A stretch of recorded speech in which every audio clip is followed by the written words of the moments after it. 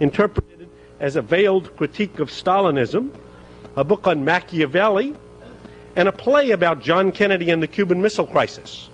The play, which gave the Soviet Union its first detailed look at American decision-making during the crisis, portrayed Kennedy in a rather favorable light. In the Gorbachev era, Fyodor has been playing a leading role in advocating reforms. He traveled with Gorbachev to each of the summits in Geneva, Reykjavik, and Washington, as well as the recent Moscow summit, and he's published a series of thoughtful articles supporting Gorbachev's reforms, including a path-breaking analysis of Khrushchev, a proposal for a parliamentary system in the Soviet Union, and a recent article on Brezhnev. Last year, Fyodor Berlatsky was named chairman of the Soviet's Public Commission on Humanitarian Affairs and Human Rights. Tonight's topic is Perestroika and Glasnost. Will the reforms endure? That topic was chosen last week, I must say. And the question, the answer may be somewhat more uncertain tonight than it was last week, but I think what Fyodor will have to say will be especially interesting in that regard. I always find one of the best barometers of Soviet public opinion the jokes that circulate in Moscow. And one directly related to this is one that is now circulating actively about two dogs who are discussing the change. One asks, "Tell me about Glasnost and Perestroika. What do those two words mean?" The second dog responds, "Glasnost means we've been given a longer leash and are allowed to bark more loudly. But Perestroika means that the food dish has been moved further away." Now, to tell us whether this is close to the mark or rather different, I'm pleased to turn to Fyodor Berlatsky, Bruce Allen, a PhD student here at the school, who has been the coordinator of our U.S.-Soviet Parallel Project, will serve as a translator. And since I'm in the middle of another meeting upstairs, I will be in and out, but Joe Nye will serve as the coordinator for the questions and answers after he and Dick Pipes have made comments on Dr. Berlatsky's comments. So we want to welcome to Harvard tonight Fyodor Berlatsky.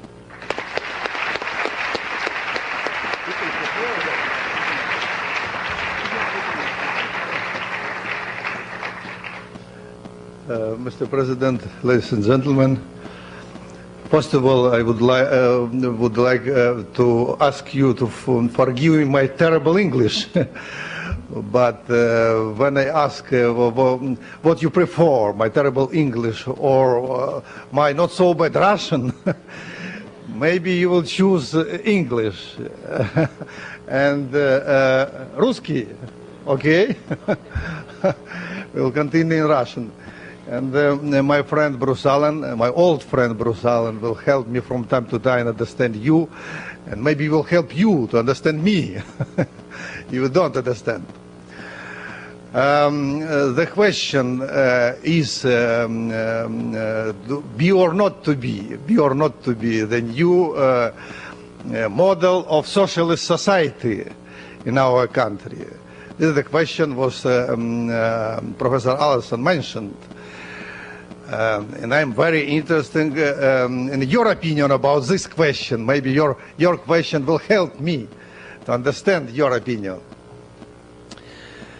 It is an excellent opportunity for me to be here with you and to discuss with you such very important questions for us, because we need your supporting, we need your understanding.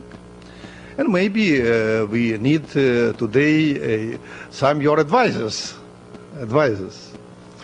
It is a pleasure for us that now the word Glasnost, Perestroika, like before, the word Sputnik became international words. That means that there is a very big interest in West, in all mankind, to what happened now in Soviet Union. And the first, what I can mention about what happened during these 3 years is really Glasnost. Glasnost is not only openness, as is usually translated in English. Glasnost is not only new information about our history, about what happened in the world, about competition of our development and development the other countries. Glasnost is our first step to pluralistic society. And now I can mention that Glasnost is a real thing in party, in social organizations, in every factory, in every cooperative. If you will come to the very simple people, you can see the same discussion about every point of our history, about Stalin and Bukharin, about 20s and 30s, about Brezhnev, and about our future. By the way, before my leaving Moscow, my wife and I visited a village, and my wife was usually for women, like stores, and we visited a store there, not in the West, but in the East too. And we saw 3 old women, grandmothers. We call them in Russian babushkas. And they discuss the last article which was published in Ogonyok about the fate of the Kalinin's wife. Maybe you not remember that Kalinin during Stalin time was a president of our state. But at the same time, his wife was in the prison. And the babushkas discussed this problem. What was a terrible time. Now they understand this. Kalinin's wife even was in the prison. And there is 2 tendencies. We will explain this from theoretical point of view in our society and in our party. One which combined socialism with democracy, and other which follow our past and combined socialism with authoritarian regime.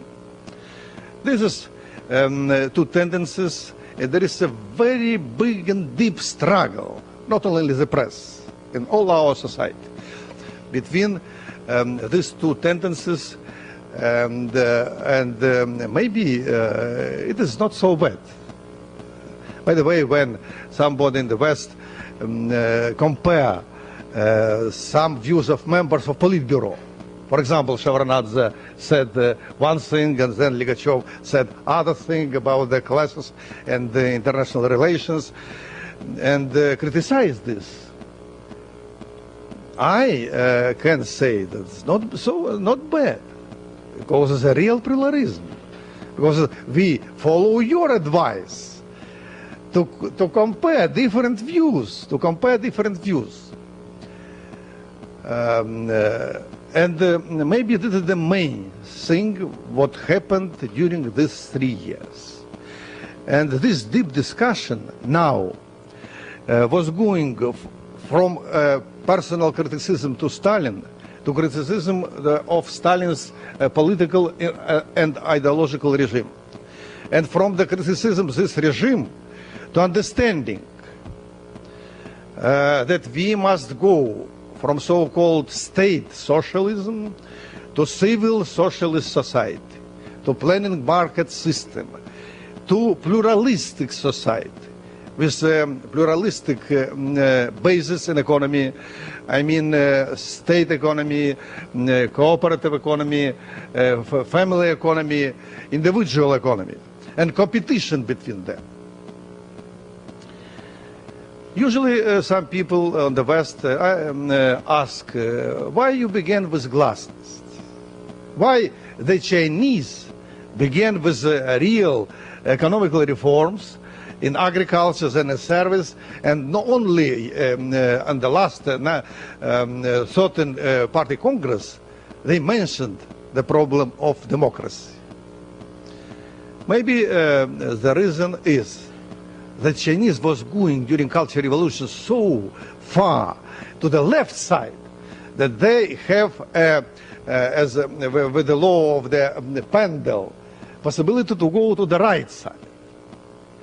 We was moving during Brezhnev's time, not so quick, but it was some moving, and therefore we have no stimulus for radical economical, social, and political changes. Maybe the Glasnost is this stimul, and Gorbachev tried to awake our society and to prepare a new thinking, a new spirit, not only about international questions, but about socialism, about domestic policy. And then I would like to mention some difficulties, which maybe you understand very well if you follow our press. The first is maybe some asymmetry between the real, between Glasnost, democracy, and real economical changes.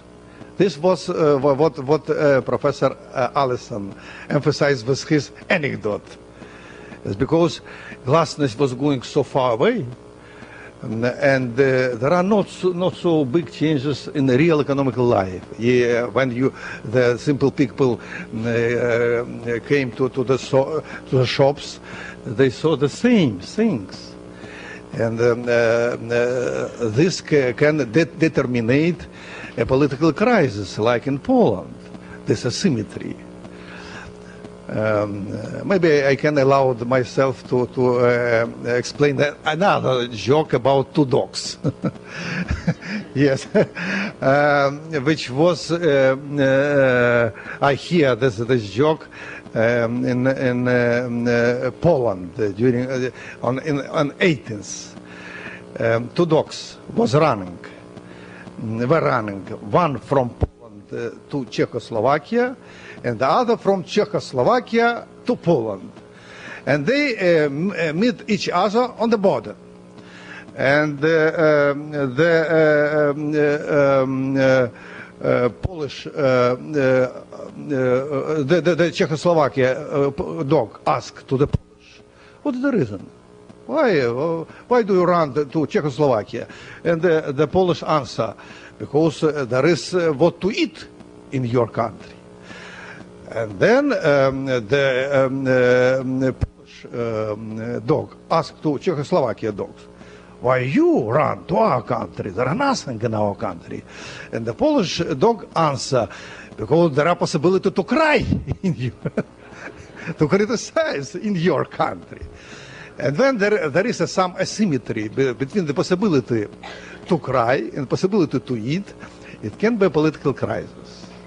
It can be a political crisis. This is the main difficult today in our country. And there is two proposals from two sides in which way to overthrow this asymmetry. And this is you can follow if you will read the materials of the 19th Party Conference. One side told, maybe some party functionaries, that we were going too far with the Glasnost. We must stop Glasnost because it is dangerous. It can destabilize our political system. And the other part, I don't know majority or minority, told, no, on the contrary, we must go very quick with the real structure economical reforms. First of all, for example, use something from Chinese example, with family farms, with cooperative activities in the agriculture, in the service, and then with deep changes of industrial sector. The second difficult maybe is the national problem. You know, the terrible story with Karabakh. It is not finished, and it is not only one case in our society. We choose maybe 20 such historical problems in all our multinational country, which came from the past. This is very difficult to manage, by the way, this problem, because this is not only political problem, this is economical problem.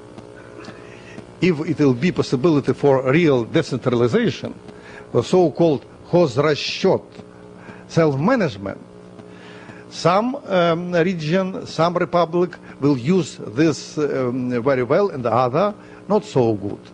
The same happened, we can see this example in Yugoslavia, when development republics like Slovenia, Horvatia and Serbia did so big step forward, and Chernogorия, Bosnia and Macedonia had not so possibilities. And we try to find a real model of our federation. The main direction is very simple to understand, is more autonomy, economical, social, culture autonomy for every nation. But it's a general answer. Must find something very concrete to answer this question. And the last maybe depend from our relation with West. You know that Gorbachev began with very deep, new, I can say perestroika, our international policy. I mean the agreement with United States. By the way, I accompany Gorbachev on all his visits to Geneva, and then Reykjavik, and Washington, and then Moscow, but he met President Reagan. And at the beginning, nobody in our country, majority, especially in our country, did not believe that it would be possible to do such agreement. But now we have a very good agreement. And we continue bettering our relations with the United States. And then we decided to overthrow, to take our army from Afghanistan. This is a very important decision because it's from the heart of everybody in our country, of everybody.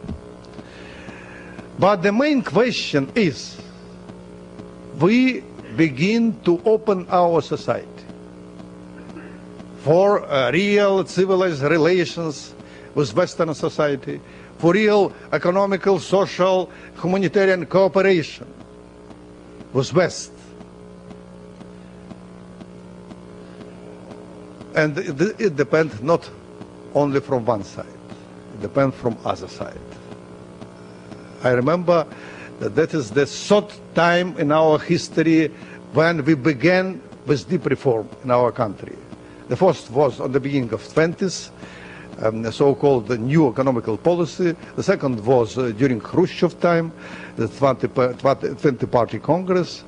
This is the third, maybe the more important new step, a very deep step. But during all this time, we had not so good supporting from the West. Not so good support.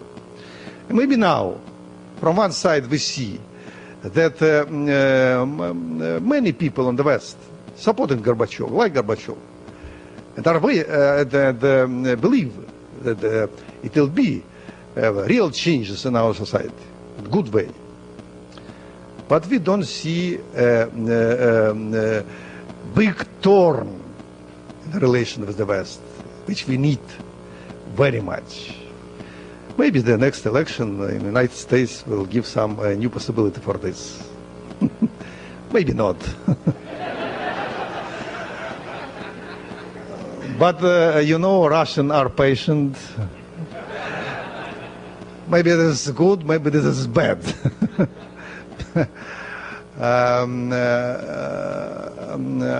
I am a biological optimist. Therefore, I believe that in spite of many difficulties in our country, in spite of misunderstanding between East and West and so terrible stories during the post-war period, it will be a new model of socialism, not during short time, maybe during 20, 30 or 40 years. It will be a new model of relations between East and West. Thank you very much.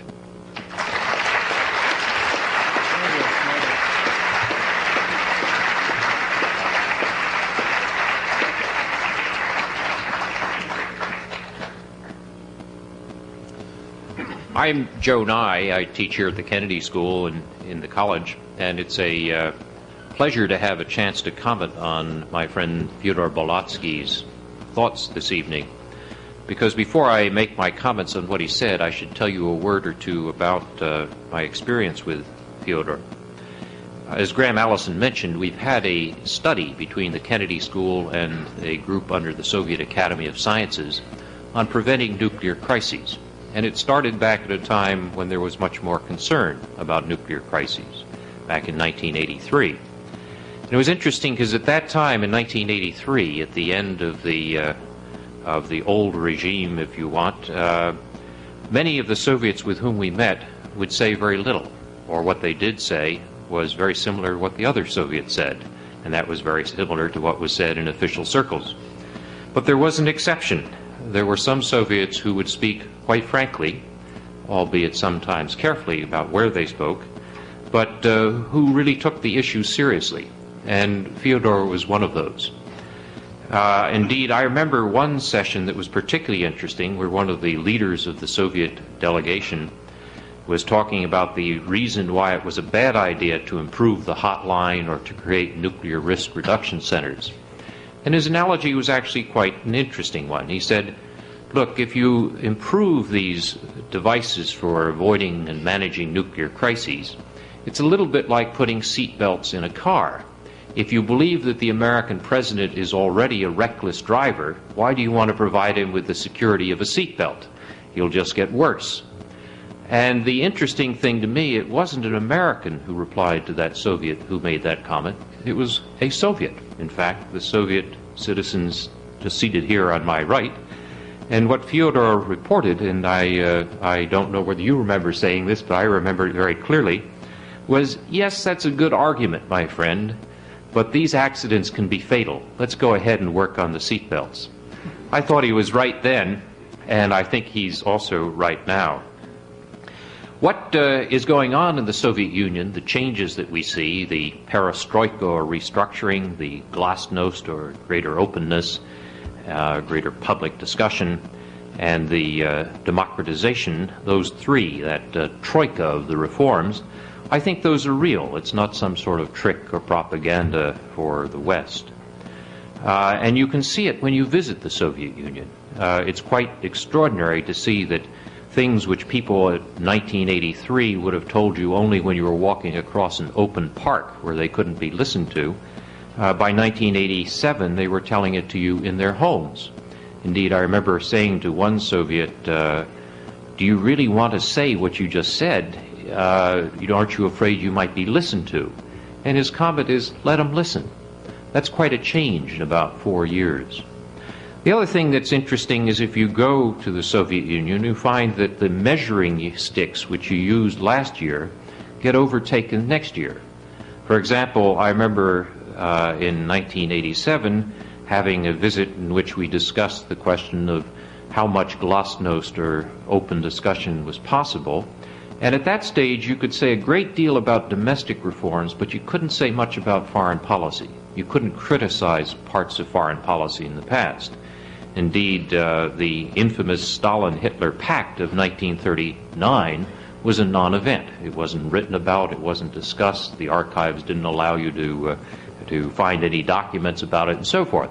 And one of my Soviet colleagues said, it's going to be a very long time before they're going to let us discuss this openly. Well, that long time turned out to be 1 year.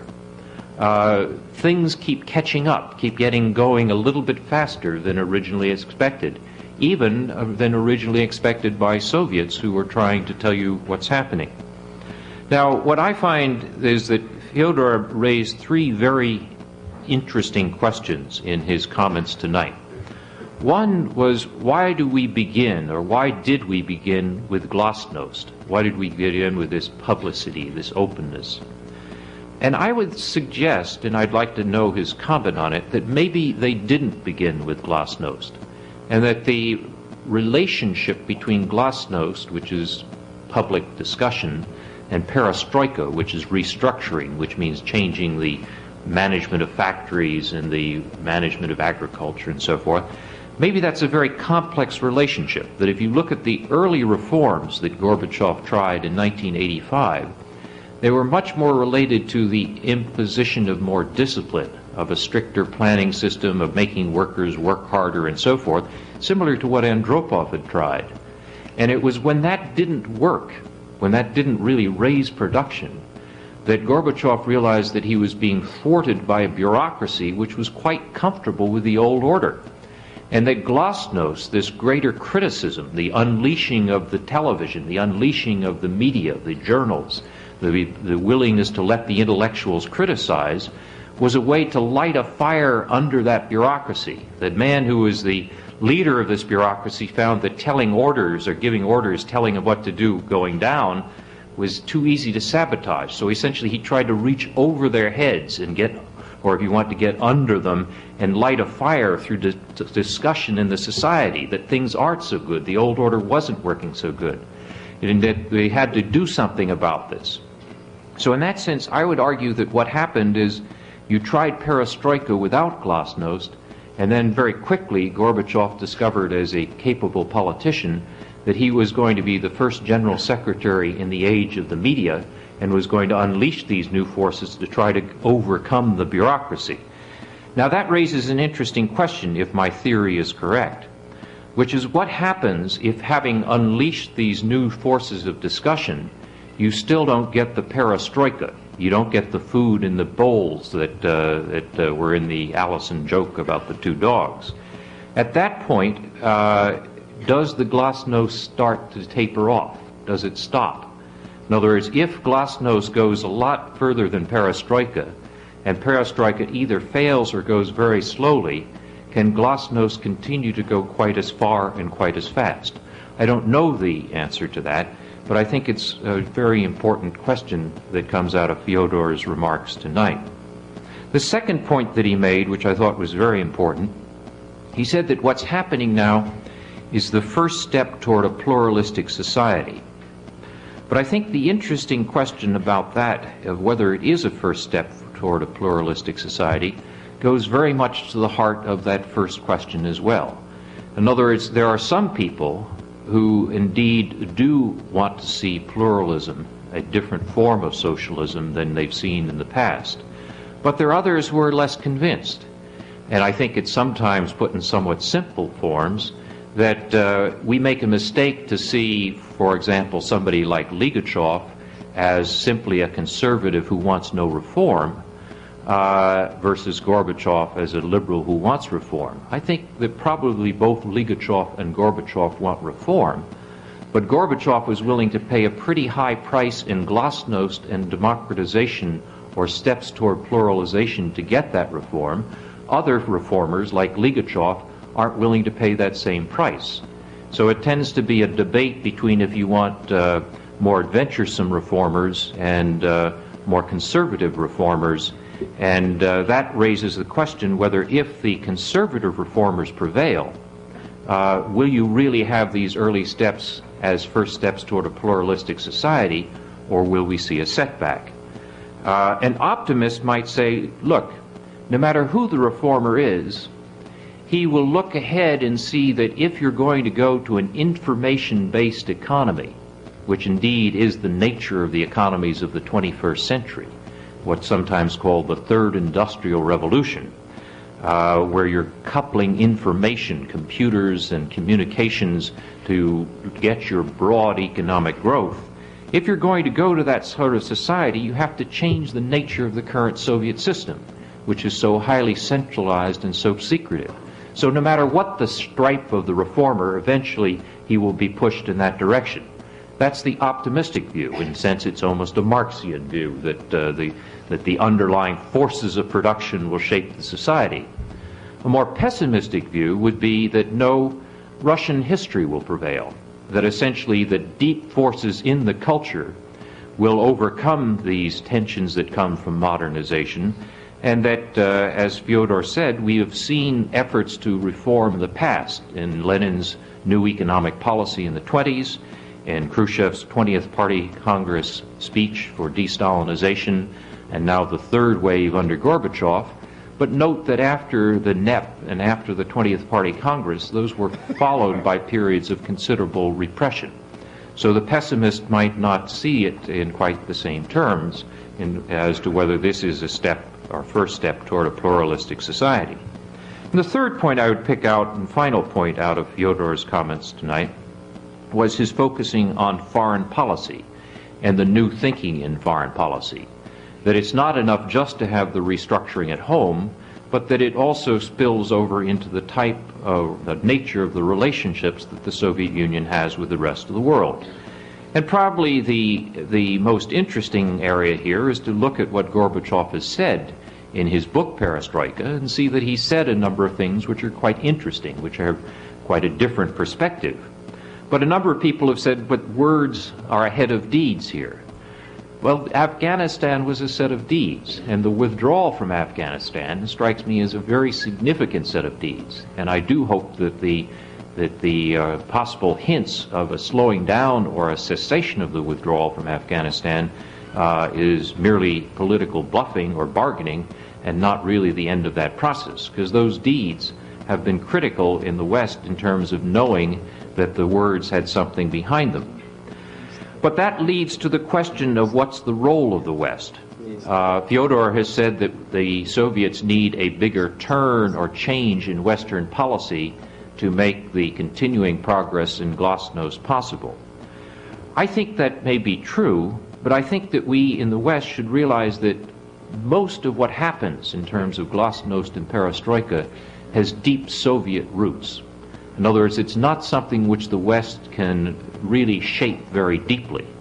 In that sense, it will go ahead or not go ahead largely from Soviet causes. And that perhaps what we in the West have to remember is Florence Nightingale's comments about hospitals in the 19th century, which is at least we shouldn't spread disease. If we can make sure that within that 10% of the total causation that we affect, that we don't slow things down, that we don't derail things, that may be as much as we can do. But in the meantime, as interested observers of problems of human rights in the Soviet Union and people who believe in greater liberalization and pluralism, we can only applaud the sense of direction which Fyodor Bolotsky has pointed out to us tonight.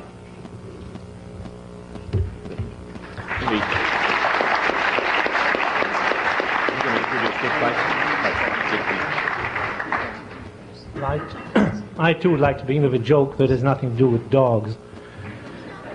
It's a joke about a Soviet citizen who comes to an eye and ear clinic and would like some help, and he's asked whom he would like to see. He says, I need two doctors. I need an eye doctor and an ear doctor.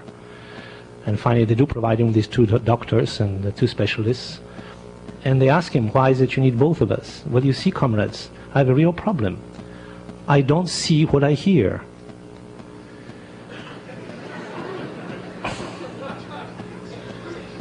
And that indeed has been the problem. There are many jokes on this theme. My own attitude, I like to lay my cards on the table, is very much like Andrei Sakharov's. I share Sakharov's general philosophy of life and of politics. I, like him, support what Gorbachev is doing, and like him, am highly skeptical about the chances of success. I agree with our speaker that glasnost is the main thing that has happened so far. It has happened so far because it is relatively the easier thing to do. Easing of censorship and publishing true information is easier to do than to change economic realities which affect people's interests, to change political system, or even more so, to change people's habits. It is done, I think, to justify perestroika, because Russians were told until a few years ago that they were a vanguard country, that everything in the Soviet Union was good, better than in the West, and getting better every day. And if this is so, then why do you need any perestroika? So to have perestroika, you have to tell people how bad things are. But there's also a political reason, and that is to discredit the opponents of perestroika. Crudely speaking, the opposition is a Stalinist opposition. That is, people who fundamentally want to maintain the system such as Lenin and Stalin have left behind, without its extreme forms of repression and so on. And in order to overcome this resistance, one has to progressively expose the evils of Russia under Stalin. It has now reached the point where not long ago, Colonel Kulish has published an article in which he almost blames the Soviet Union for starting World War II and even for bringing Hitler to power. But this is directed against Stalin and not against the Soviet Union as such. There recently have been some articles casting doubts even about the virtue of Lenin. Lenin has been accused, an article in Novi Mir last May, of having started concentration camps in the Soviet Union. An article has recently appeared in Izvestia in which Lenin is accused of having undermined courts and justice in Russia. But fundamentally, it's all part of the technique of changing the system, because unless you point out that things are wrong and that the position is wrong, you can't proceed. It is a good thing. I don't see how anybody can oppose it. I was in Moscow and in Leningrad in June. I found the atmosphere heady among the intelligentsia. People speak freely, they speak without fear, they express their emotions and sentiments almost the way they do here. That is, of course, as I say, a good thing. Whether glasnost, unless it is satisfied in terms of deeds, unless it's translated into opportunities for action, is a good thing in the long run for the Soviet Union, I'm not so sure, because it can lead to tremendous frustration in the long run, even to explosive frustration. Let me now turn to the more important matter, more important in terms of Mr. Gorbachev himself, and that is perestroika. The difficulties of perestroika are obvious. What the Soviet Union is trying to achieve is to break with habits of 70-odd years and to build up alongside a managed, directed, centralized economy, a private sector. I shouldn't say to create the private sector, because the private sector exists all along, but to bring it into the open, to legitimize, as it were, the black market, and to give it status. This is extremely difficult to do. There is another joke about this. The joke is that Gorbachev, when he visited England, was very impressed by the fact that the English drive on the left side. Such an old, ancient, civilized nation. You know. So the joke goes, he offered the proposal to the Politburo that they change in the Soviet Union to drive from the right to the left side. Well, people were appalled. They said, you know, we have been driving for hundreds of years on the right side. How can you switch just like that? So a compromise was reached, that 50% of the traffic would drive on the left and 50% on the right. And that indeed is what the economic reform to some extent is. Can you establish a half-free and half-not-free economy legitimately? I will express my own opinion. Socialism is possible only as a parasite on capitalism. So it has been in Sweden, so it has been in England, so it has been everywhere where socialism has been successful. That is, capitalism creates the wealth, and socialism then distributes it.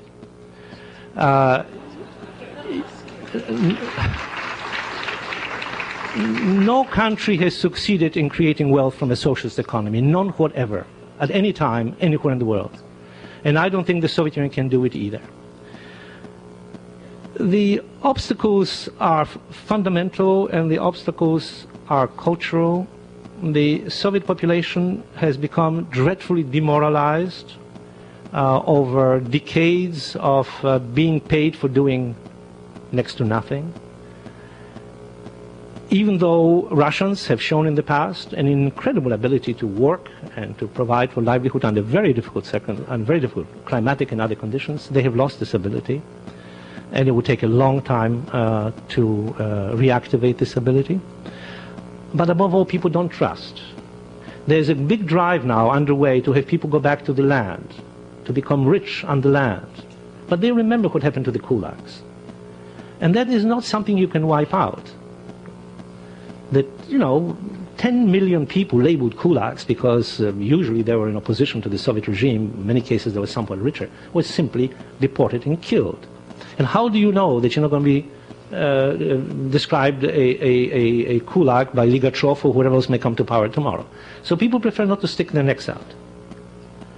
Basically what you have in the Soviet Union today, in addition to all these problems, is a fundamental conflict between the economic interests of the country, which point towards liberalization, introduction of free enterprise, and the economic and political interests of the elite, which will suffer enormously if these changes are introduced. Historically speaking, I'm speaking now as a historian, unless there is a revolution, unless there is a shakedown, the interests of the elite always prevail over interests of the nation as a whole. This is something you may describe almost as historical law. There have been exceptions. Some countries which have avoided revolutions, such as England in the 19th century, did manage to make this transition. I don't see the elements present in the Soviet Union.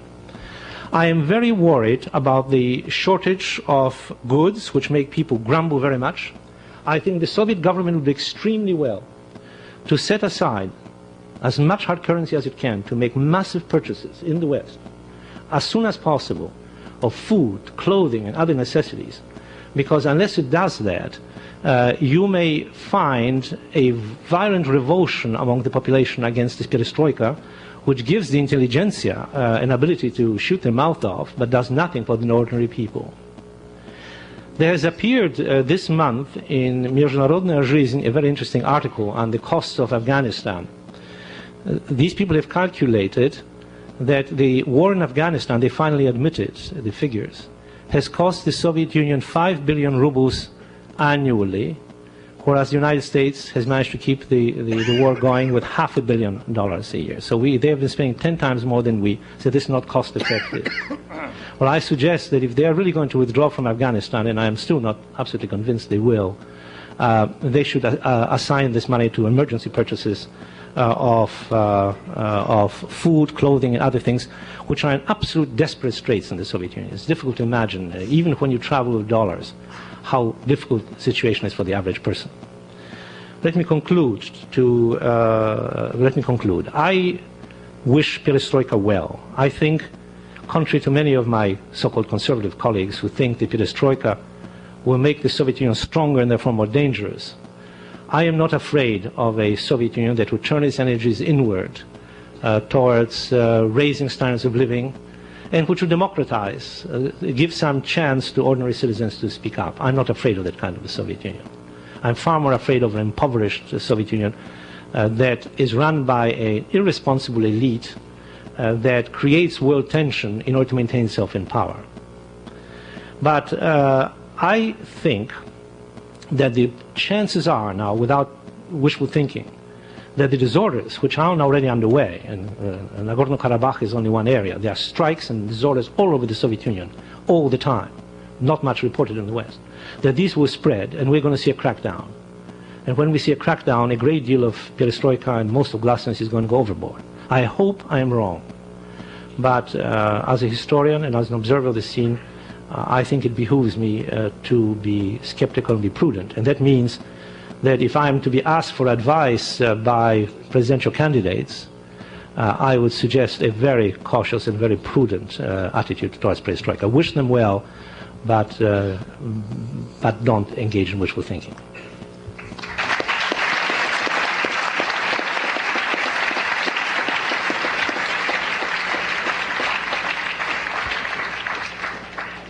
Thank you, Dick.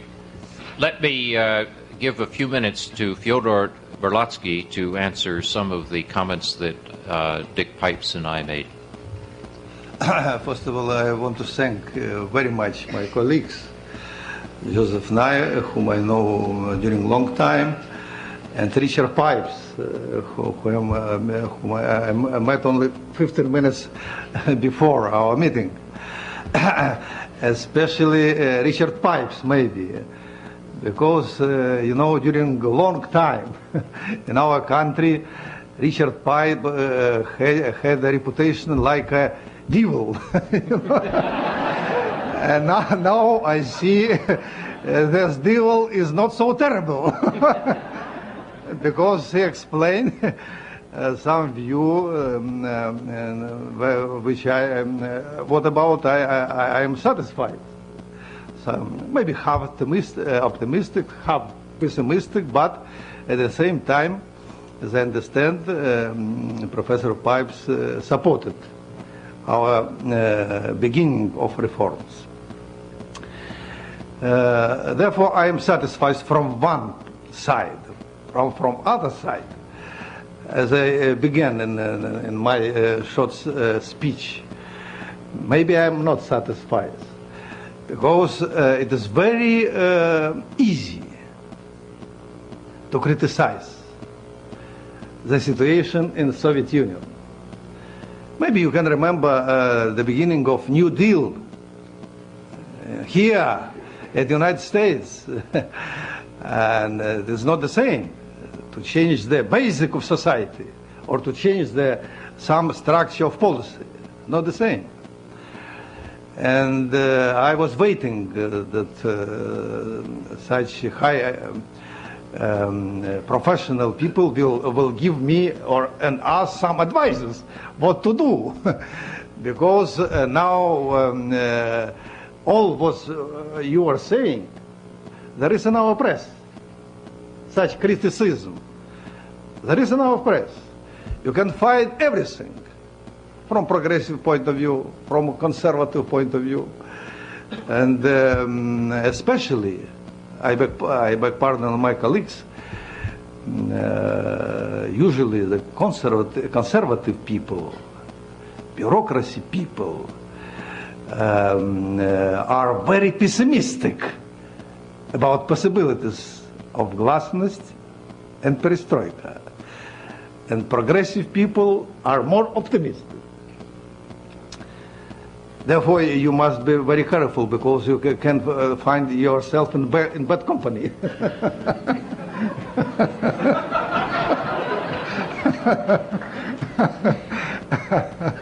Well, and now about questions. The difference is that I desire Perestroika to succeed and they desire to fail. That's a very fundamental difference. That's right. It's only a joke, Richard.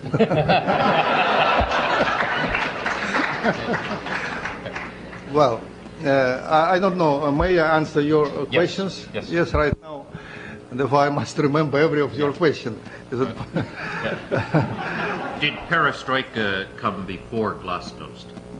And can you keep Glasnost if Perestroika slows down or fails? That's the central question. Yes, this is a very important question, and maybe I can say openly that Gorbachev, as I understand, began with Glasnost from two reasons. One, to awake our society, to foundate new thinking about society, to open the eyes, to compare our development not with our past. We usually compare our development with the time before the revolution.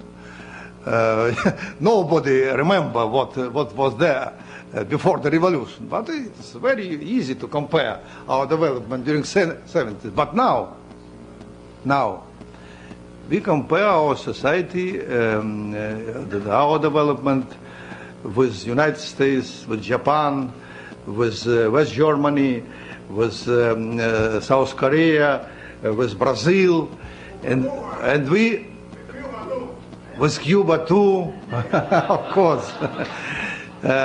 Cuba is in alliance with us. We are satisfied with this. And understand that we lost maybe 20 years with new technological revolution. And this was one reason, to create a new thinking about socialism, to criticize our past, to find a new way. But there is a second reason, and I agree with Joseph, a very concrete political reason, to push away the people in the elite and the bureaucracy who came from Stalin's time, who came from Brezhnev's time, who don't support perestroika. And the Glasnost give Gorbachev such possibilities, because the majority people in our press and in our public opinion supported perestroika. And then about the future, in spite of the fact that we worried about this balance between Glasnost and Perestroika, I believe that during short time will be big changes with Perestroika, with real structure reforms, especially in agriculture and in service. Before my leaving Moscow, it was 1 month ago, it was my so long time in the United States, and I am very happy to be here, to hear your criticism and your interest and your questions. It was a very important decision by Politburo to allow all kolkhozes. You know what kolkhozes mean? No? Collective farm. Collective farm. What is not the same? Kolkhozes and sovkhozes, the state farms, to allow which had no profit during long time, to give all their goods, earth and machines and everything to the family farms, to the family. And it is the first step to very good direction, a real step, which is very important, especially for the Russian, the Middle Russia. Middle Russia is have a less standard of level in compare with Pribaltica or Georgia or Middle Asia. Therefore, I believe that during the end of this year and especially on the beginning of next year will be very deep changes and very useful decisions and new law about the possibilities for family farms, for cooperatives, both in agriculture and in service area. Maybe this is one answer. But of course, the Glasnost is gives some troubles to the, from the point of view of political destabilization. It is a real fact. But I believe that there are no dangers for Glasnost, for Perestroika, and personally for Gorbachev. And then the second question. Can the Glasnost last if the Perestroika does not succeed? No.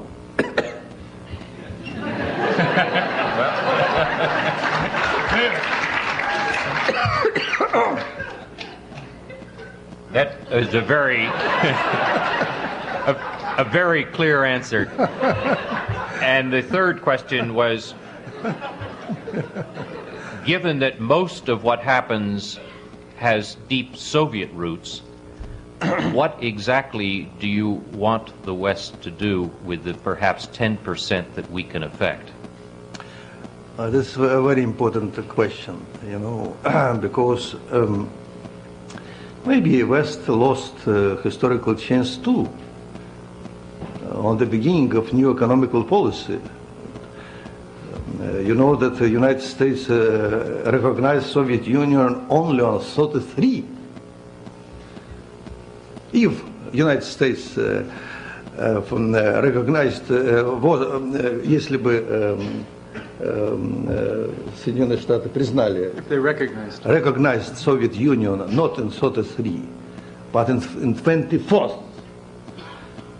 when the new economical policy began, maybe it prevents Stalinism. Maybe it prevents Stalinism in our society. I mean not only recognition, I mean the real deep economical, social and cultural relations and cooperation between Soviet Union and the United States and West in general. Therefore, from one side we need your supporting, and we have public opinion is very good for us. It is maybe very useful for authority of new thinking, Gorbachev thinking. Give him some possibilities in a Politburo and Central Committee, now public opinion. But more important is maybe to go further and not so slowly with the arms control and cut the military budget. And then very useful is economical cooperation, because this problem of new technology. And then very useful is, especially for human rights in our country, humanitarian contacts. Now every people in the Soviet Union can possibility to go to East European countries. There are no problem with this. But there are new possibilities to go to Western countries. I, by the way, emphasize in one of my articles that we must use the example from Hungary and Yugoslavia, which allowed to go abroad everybody.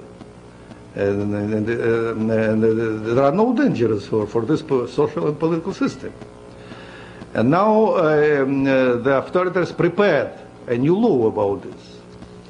We need it very much. You have here at the United States, by the way, 70,000 students from China, and maybe 100 or less students from Soviet Union. It's terrible. Terrible for us, maybe it's not so good for you. Not so good because of this problem of our understanding and cooperation. We need a real turn, real big turn in economical cooperation. Maybe this is the main which will support our perestroika.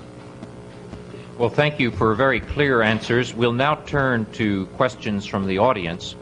Let me remind the audience that a question is something that lasts less than 60 seconds and that has a question mark at the end. I remind you of that because people came here really to hear Fyodor Bolotsky and not to hear speeches from the floor. If we find that people are making speeches of the floor, we'll simply turn from that microphone to another microphone. There are 4 microphones, 2 here on the floor and 2 in the balcony, and we will alternate among them. I first saw the woman on this side. Would you put your question, please? Yes, my question is for Mr. Berlatsky. Mr. Berlatsky, your English is good, but I will try to speak slowly. Thank you. This year there were large demonstrations, thousands of people in Estonia, Latvia, and Lithuania. demanding the repudiation of the Hitler-Stalin Pact, which allowed the Soviet Union to gobble up all those areas. What knowledge do you have of any sentiment in the Soviet leadership to finally break your sacred treaty with Adolf Hitler? You know, it is not so simple to answer this question, especially because you ask me about our leadership. I have my own opinion about this problem. It's a complicated answer, and maybe both sides was wrong. I mean, the West and Stalin, and therefore we did not prevent the Second World War. And one of mistake was Stalin's mistake with this pact. This is my own opinion. But what about officials? You know, I am sure that we will come to these questions, but I don't know when. Maybe in 2 months, maybe in 2 years. I don't know when. Because, as Joseph emphasized, it is real things. There is a very big criticism about our domestic policy, but there are not so glasnost with our international policy. This is the traditional reason: patriotism, security problems, secret problems. By the way, I published a special article in which I called my colleagues to change all the style of information about the West and about the modern world and about our history and about international relations. It was published 1 year ago, but it was not so big changes after this. Therefore, this is the problem of struggle. Problem of struggle. Maybe this is the answer. Yes. I'll turn to this microphone. For Dr. Borlatsky, what impact has the increase in economic and political pluralism had on the loyalty of the party to communist ideology as a rationale for government policy? Specifically, is anyone attempting to integrate communist thinking with pluralist thinking, or is it considered perhaps dangerously revisionist, or perhaps simply unimportant relative to the serious practical problems, which would mean effectively that the elements of pluralism would be absorbed simply for pragmatic grounds rather than any theoretic grounds? Преданность коммунистический диалог. Он говорит, ну, плурализм — это просто как способ, чтобы достичь коммунистических идеалов, и они преданы этим идеалам самим, как идеалы.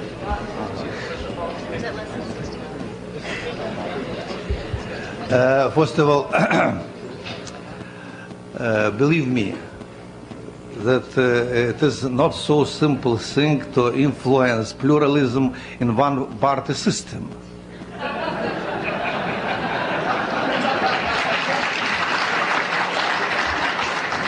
Therefore, we are doing a very difficult job. Very difficult job. Maybe nobody did it before. Because there is a traditional model of pluralism as a multi-party system, as a position in the criticism from both sides. And now it is a real fact, a pluralism in one party. It is a real fact. That there are two tendencies in every organization. In every organization, one take microphone and supported the traditional view, maybe supported Stalin, and especially supported the state socialism. That is in mind of majority of our people, because it's traditional Russian thinking, the state is everything, and the people is nothing. It's traditional Russian thinking. Therefore, your question is very important. You know, maybe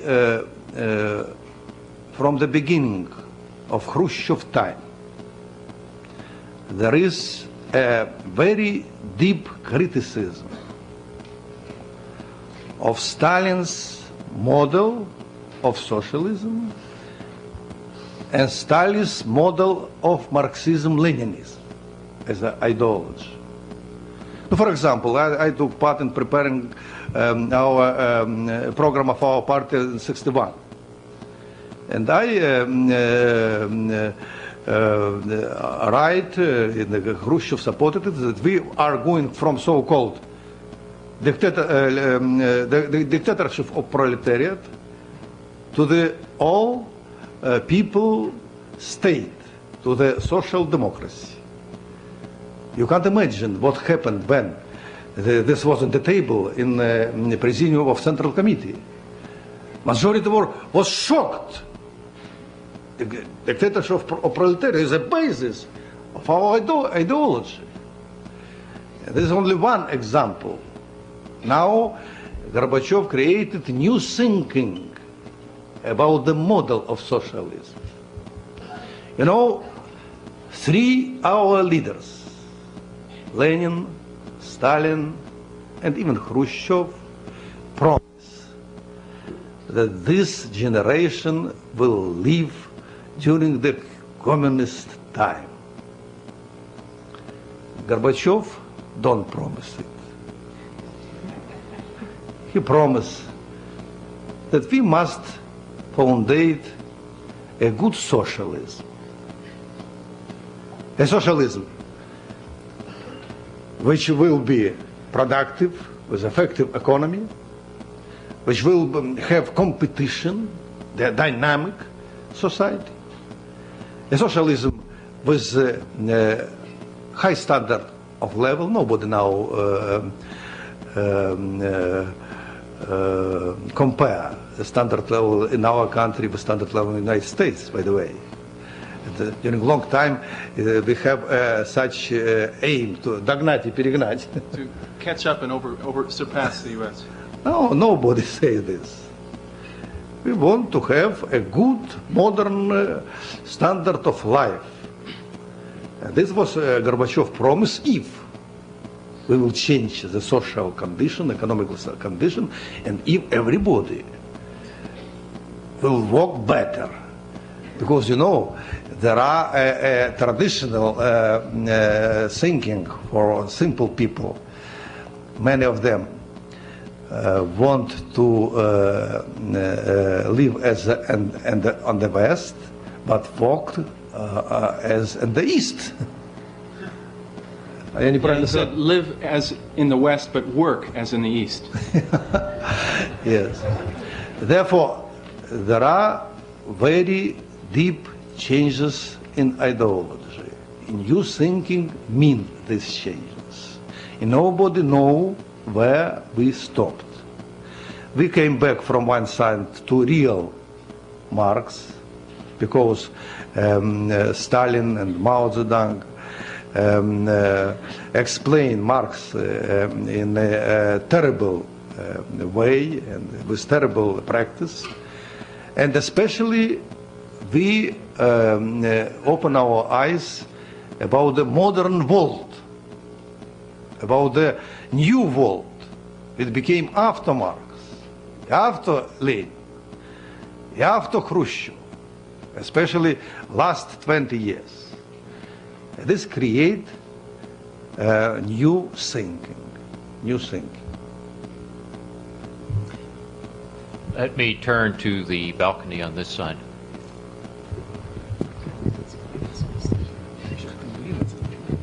Thank you. My question is essentially this. I think this country in many ways serves as a model of Glasnost. And one very important example is the respect that President Nixon is currently maintaining among influential political circles. He, of course, had a very embarrassing end to his career, yet today a recent book of his, 1999, is quoted in most influential strategic papers and journals. But in your country, although for external consumption you speak of Glasnost, internally we receive reports here that things are a little different. For example, recently the books of Suslov and Brezhnev were ordered off the shelves of libraries. That, in the Western sense, is not Glasnost. If I gave you the example of Richard Nixon, whose books today maintain tremendous influence. That's one example. Another case is the role that Trotsky plays in your history books. We know here in the West that he had a tremendous role as a tactician in the revolution, yet in your history books he still has not the recognition he respects or he deserves. And also, in the whole Glasnost campaign, there has not been, either in Izvestia or in Pravda, any mention or criticism of the KGB. It seems as if Glasnost can only occur in the spirit of the party. And my question to you, or I would actually like you to just simply comment on these observations that I've made. Thank you.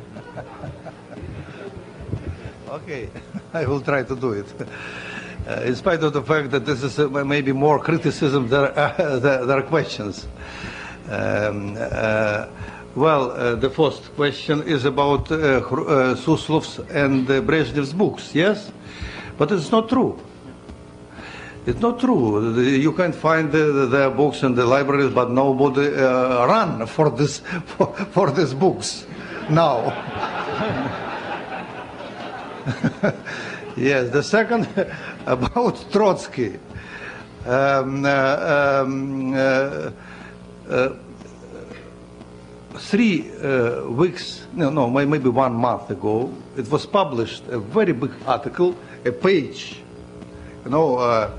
Russians, as I told you, are very patient. Therefore, our article is very big. Yes, it's 1 page, or in Pravda, about Trotsky. In which the author explained a new view about Trotsky, about the role of Trotsky in our revolution and in our history, and especially in the relations with Stalin. I can't say that this author said all the truth. Maybe he said 2/3 of the truth. But it is a very important step. This is a process. Maybe it is not so useful and so productive to compare what is in the United States, what in the Soviet Union. It is productive if we will do this as real comparative studies and compare the differences in our political culture during a long time. And then we will understand that the process in our country, not in so simple way. And the last thought, what about? I forget. I'm not so young man. I also forgot. It was why there's you don't find in Soviet newspapers a criticism of the KGB, which KGB. is the basis of nomenclature. This question you can ask to KGB maybe.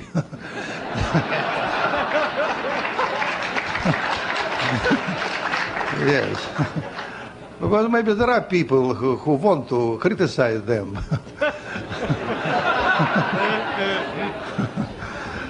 There is an anecdote during Stalin's time. The 2 people was going near the KGB building. And one вздохнул, как сказал. Side. Вот это переведи, потому что я не смогу. Okay, one Один side. вздохнул, а второй говорит, и он мне еще говорит. Понимаешь? Один вздохнул, но ничего не сказал. А второй ему бросил, и он мне еще говорит. Он же молчал. Не понимаешь анекдот? Кто замолчал? Они проходили мимо Лубянки. Один вздохнул, а второй, и он мне еще говорит. Okay, you see, yeah, they were walking by Lubyanka, the prison, and one side, and the other one is shocked that he said that. The side being comparable to saying something. Say you're telling me. That's what he said. Yes, that's You're telling me. Okay. Он вздохнул. Знаешь, что он вздохнул? Окей. Maybe that is not the best object for joking. Let's turn to the other side of the balcony. Yes, I wanted to ask a question about the current political situation in the presidential campaign of Mr. Belatsky. I noticed that there have been articles in the Soviet press that have been very impressed about the governor of Massachusetts, about his policies, about his technical competence, very favorable about his foreign policy. And it's also very impressive that he has representatives very close to leaders in the Soviet Union, such as Mr. Nye himself, who was on one of advisors to Governor Dukakis, and Graham Allison, who was recently here, was the master of ceremonies. It's very interesting that they have these type of ties. Now, my question is, Governor Dukakis has said he will not go forward with the SDI. So I wanted to ask you, does the Soviet leadership think they can work better with Governor Dukakis as the leader of the free world and the President of the United States, than with the possibility that they may have to work with another president who might carry over some of the president's policies? Well, I must be careful not to influence the Soviet views in your election campaign. During long time, I personally had a very big sympathy to the representatives of Democratic Party. And therefore, maybe I write a play, forgive me please, political play, about John Kennedy. It was shown for one of our theaters, and Edward Kennedy visited us. And I like very much Franklin Roosevelt. It is usual thinking of everybody in our country.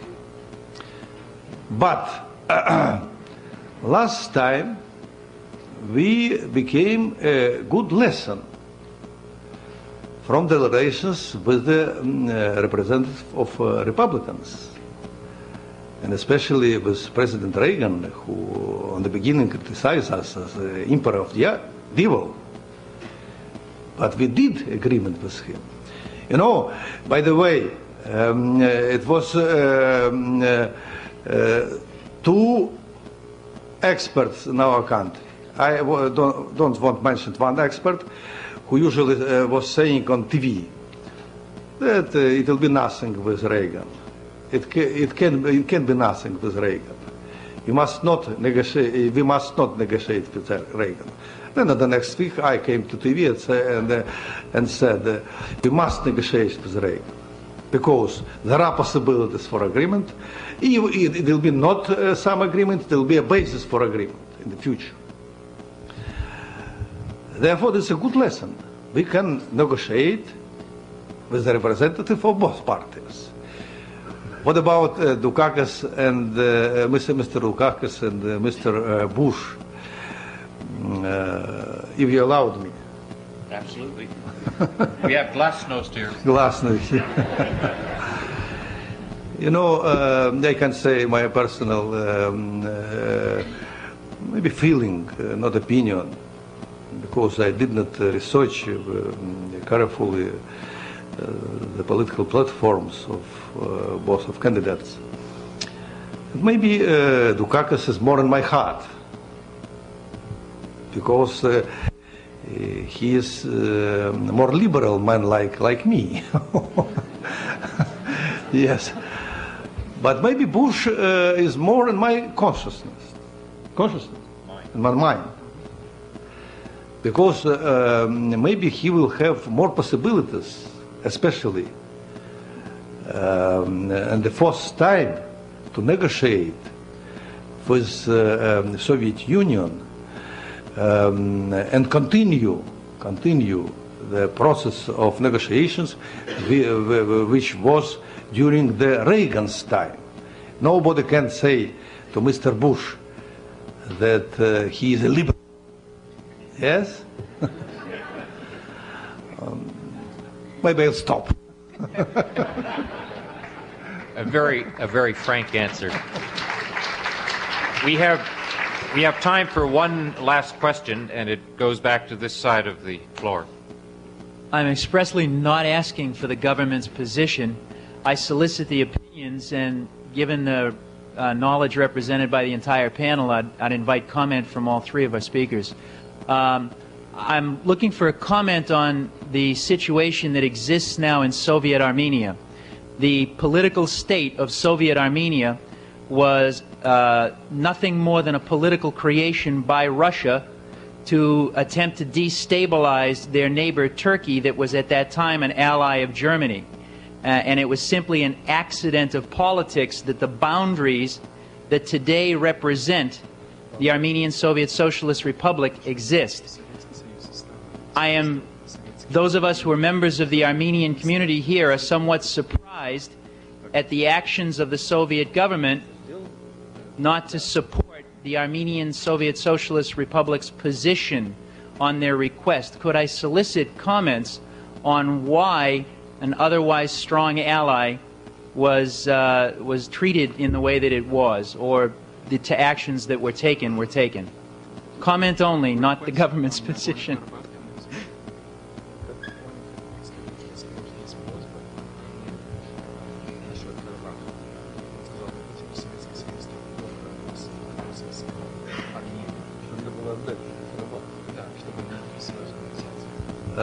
Сейчас или когда? What about the past? You know, there were many mistakes in the past, because when our state was founded, maybe our leadership were not so professional to understand what kind of burden is, what kind of divide, what in which way to divide the country, you know. But by the way, the principle, most principle was the historical tradition. Armenia was independent country during maybe 4,000-5,000 years. Therefore, Armenia created as an independent, more or less, so a republic in Soviet Union. Then about Karabakh, you know, this is a terrible story. It is a terrible story. It looked like the story in Great Britain with Ireland's problem, which is very difficult to find a decision. You know, very difficult to find a decision. For example, if our government decided to give Nagorno-Karabakh to Armenia, what happened after this?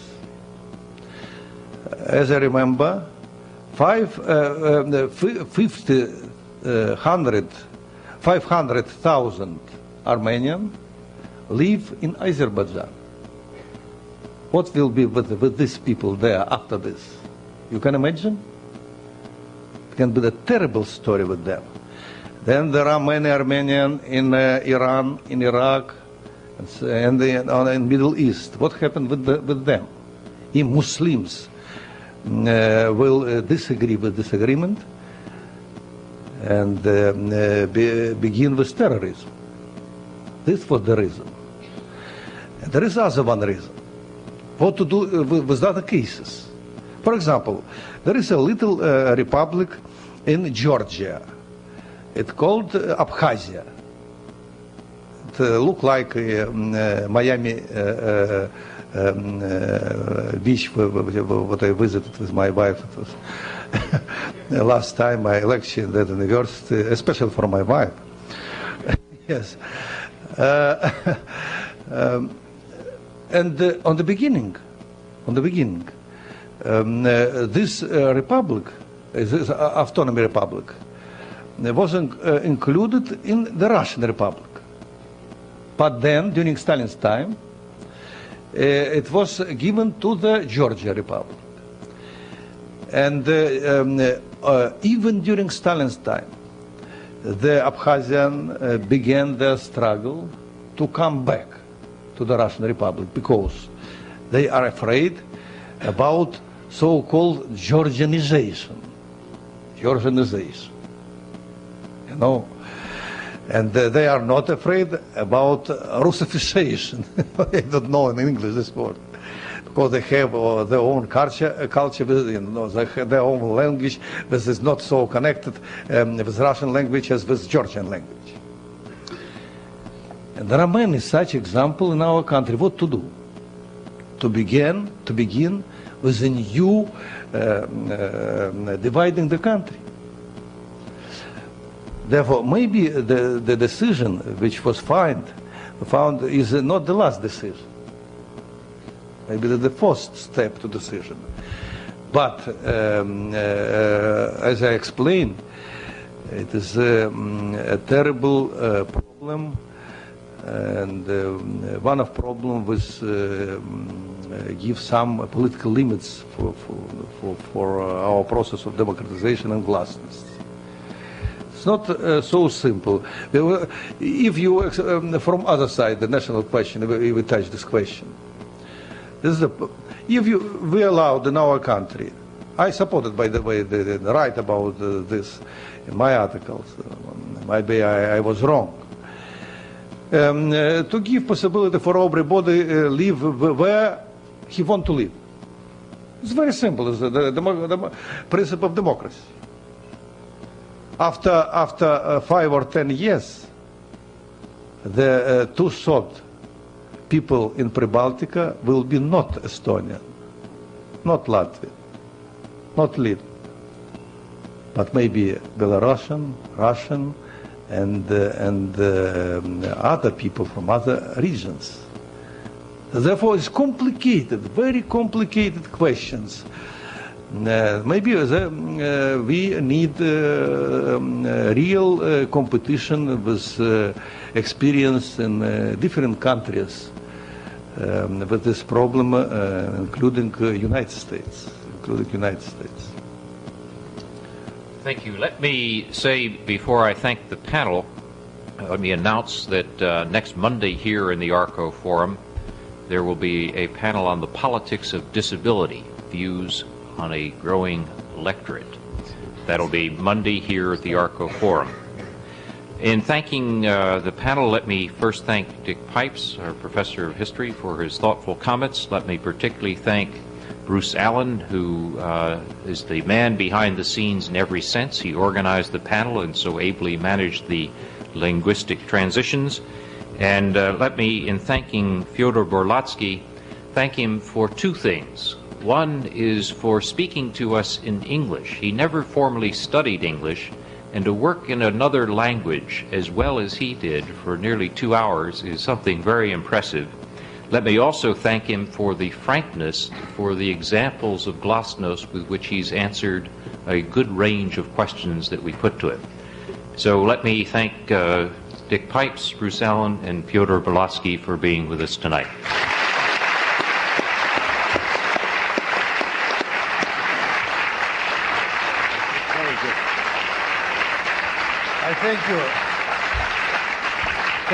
Thank you very much. This is very important such dialogue between us. Thank you.